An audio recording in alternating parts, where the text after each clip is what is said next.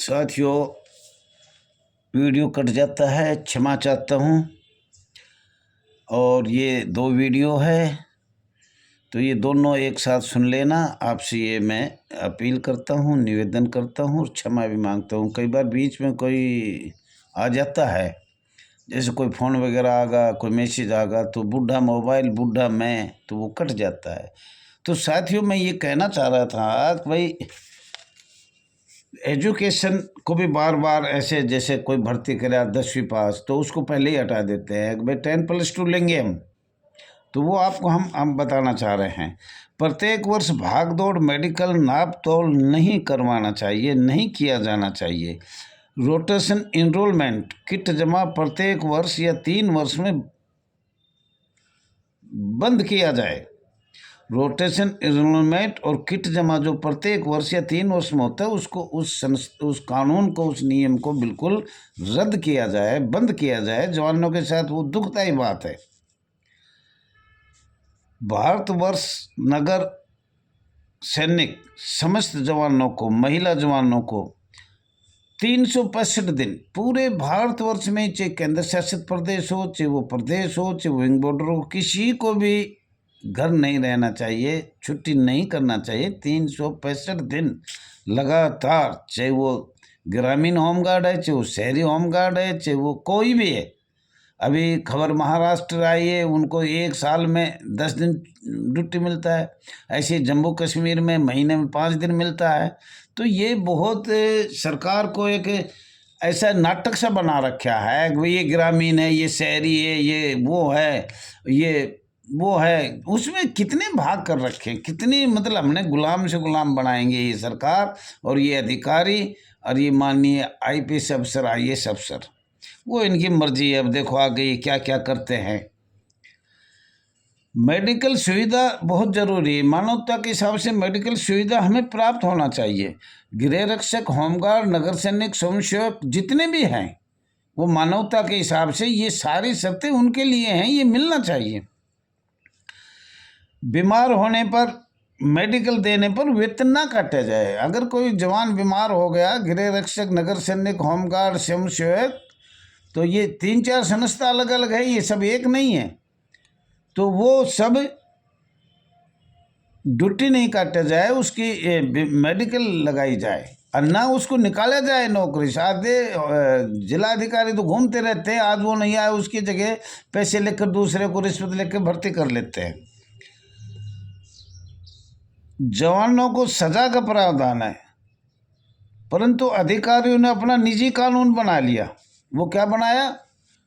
अगर इनको नौकरी से निकाल दो, रिश्वत जब देंगे, जब इनको नौकरी से निकाल देंगे, कहीं कोई सुनवाई नहीं होगी, कोर्ट में ये जा नहीं सकते। इतने गरीब करो इनको, गरीब से गरीब गरीब इतने करो कि ये चल नहीं पाए, ये चारपाई से नहीं उठ पाए। ये जिला अधिकारियों की, पुलिस अधिकारियों की राय है।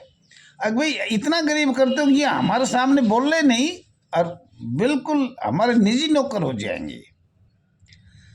तो साथियों ने अपना कानून बना लिया और आज भी चल रहा है। 8 घंटे ड्यूटी लिया जाए, और अगर 8 घंटे ड्यूटी लिया जाए तो बहुत अच्छी बात है। अगर ना ओवर टाइम दिया जाए, ईस्ट इंडिया कंपनी या हमारा तो कोई है ही नहीं, 8 घंटे से ज़्यादा का ये ओवर टाइम दिया जाए। और 10 किलोमीटर दूर से भर्ती ऑफिस से ड्यूटी न लगाया जाए। अगर कोई 8-10 किलोमीटर से दूर जाता है जवान, तो उसको DA और TA दोनों दिया जाए। ऐसा ना हो 30-30, 40-40, 20-20, 50-50 किलोमीटर जवान को भेज देते हैं, कोई कुछ सुविधा नहीं मिलती। तो ये नहीं होना चाहिए। ये भी एक समझो अंग्रेजों का कानून है और जो आज भी चल रहा है भारतवर्ष में। 1 वर्ष में कैजुअल छुट्टी प्रत्येक प्रदेश में, केंद्र शासित प्रदेश में, विंग बॉर्डर में, स्वयंसेवक, गृह रक्षक, नगर सैनिक, तीनों संस्था अलग अलग है। ये एक का भी हमने बताया है कि एक कैसे किया गया है। तो इनमें तीनों में मिलना चाहिए। सेवा मुक्त जवानों को समस्त भारतवर्ष में 60 वर्ष तक सेवा लिया जाए और उनको बहाल किया जाए। सबको वापस लिया जाए और उनको 60 साल तक रखा जाए। 60 साल से पहले किसी जवान को भी ना निकाला जाए।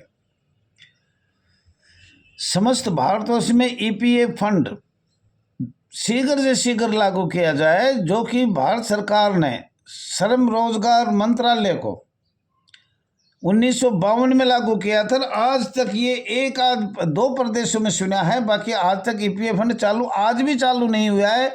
उत्तर प्रदेश में तो फार्म भरवा के रख लिए, छत्तीसगढ़ में कोई जिक्र नहीं, हरियाणा में भी कोई जिक्र नहीं। वो माननीय सीएम को हमने कई बार लिखा है, पर वो चर्चा ही नहीं करते, वो अधिकारी दबा देते हैं।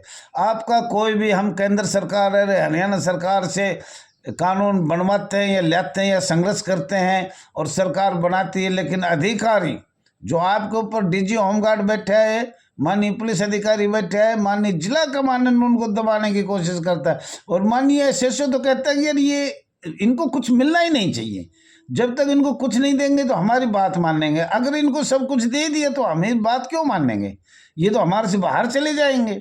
तो इनको तो ऐसा कमज़ोर करो ये हमेशा हमारा अधीन रहे, ये इनकी सोच है। और आपको वैसे भी हमने बताया था, इंडिया कॉन्ट्रैक्ट एक्ट 1872 एक, अगर इनको इतना कमज़ोर से कम कॉन्ट्रैक्ट में रखना चाहिए। हम तो पक्के अधिकारी हैं, हमें हमारा क्या बिगड़ेगा, ये कॉन्ट्रैक्ट में रखेंगे हम। ये कानून बना रखा है भारत सरकार ने, हम तो परमानेंट है, ये कोई परमानेंट है। इनको चाहे जब भगा दो, चाहे जब भर्ती करो, चाहे हटा दो, इनका कोई वैल्यू नहीं है। एक हर इंसान की मानवता की वो है, पर हमारी वैल्यू कुछ भी नहीं है, ना के बराबर। जवानों सोचो समझो, इसलिए एक संघर्ष करो। भारतवर्ष में जवानों को प्रत्येक वर्ष बोनस दिया जाए, हर आदमी को बोनस दिया जाए, समस्त जवानों को ड्यूटी पे बोनस दिया जाए। ये कानून भारत सरकार ने 1965 में बनाया, एक प्रदेश में लगा हुआ है, मुझे लग रहा है ना किसी प्रदेश में लागू नहीं किया गया। ये सब अधिकारियों का काम है, ये अधिकारी चाहते नहीं कि इनको बोनस मिले और ये आराम से रोटी खाए, अपने बच्चों को पाले। ये चाहते हैं कि इनके बच्चे ना पढ़े ना लिखे तो हमारा हमेशा चूल्हा जलता रहेगा। अगर ये पढ़ लिख के इनके बच्चे अफसर बन गए, काफियों के बने भी हैं, तो ये चाहते हैं कि यार ये तो हमारे से बाहर चला गया, हम क्या खाएंगे। तो साथियों, ये कानून है, ये भी इनको लागू करने में थोड़ी दिक्कत आ रही है अधिकारियों को। अगर इनको हम कर देंगे तो ये तो फिर अपने थोड़ा सा समझ जाएगा, इनका घर संभल जाएगा, अपने घर में ये इंडिपेंडेंट हो जाएंगे, तो हमारी चमचागिरी कौन करेगा। शहीद होने पर पुलिस के समान आर्थिक सहायता परिवार को दिया जाना चाहिए। जो पुलिस को मिलती है वो सहायता जो हमारा जवान शहीद होगा उसको दिया जाए। ये आपसे बार बार हमने सरकार से रिक्वेस्ट किया है, अपील भी किया है। भारत सरकार के आदेश सभी शीघ्र से शीघ्र लागू किया जाए। अनेक राज्यों में आज भारतीय जनता पार्टी का राज है, कम से कम 20-22 प्रदेशों में राज्य है, तो कम से कम भारतीय जनता पार्टी का, माननीय कांग्रेस ने तो नहीं किया, लेकिन माननीय भारतीय जनता पार्टी ने तो जो भारत सरकार का गृह रक्षक, नगर सैनिक, स्वयं सेवकों पर जो कानून भारत सरकार ने बनाए वो तो लागू किया जाए। लेकिन उसको भी कोई आदेश बोला माननीय आर.के. पुरम से नहीं आया या जयसिंह रोड से नहीं आया, फिर उसको वो सीटीआई वाले उसको मंजूर नहीं करेंगे। सीटीआई का तो खेल अलग है, होमगार्ड से ज़्यादा रिश्वत ले लेते हो भाई, उसे अधिकारी को सीटीआई में नौकरी लगा दो, ये गरीब है। होमगार्ड अमीर है, गृह रक्षक अमीर है, स्वयंसेवक अमीर है, और ये सीटीआई है, ये भी एक भ्रष्टाचारी है जी। पूरी सबसे ज़्यादा भ्रष्टाचार ये करते हैं। अगर किसी हम प्लाटून कमांडर पे कोई शिकायत किया और फंस गया तो उसको क्या करेंगे भाई, इसको थोड़ा दिन कुछ परे दूर कर दो, सीटीआई में भेज दो। सीटीआई में वो पड़े अपने राशन पाड़ेगा, राशन में पैसा लेगा, दाल में एक दाना दाल नहीं होगा, खाली पानी तो रोटी खाएगा, जली हुई रोटी खाएगा, उसका नाम सीटीआई है। तो साथियों, ड्यूटी पर आने जाने का किराया माफ़ किया जाए, वर्दी के नगद पेमेंट पैसे दिए जाए।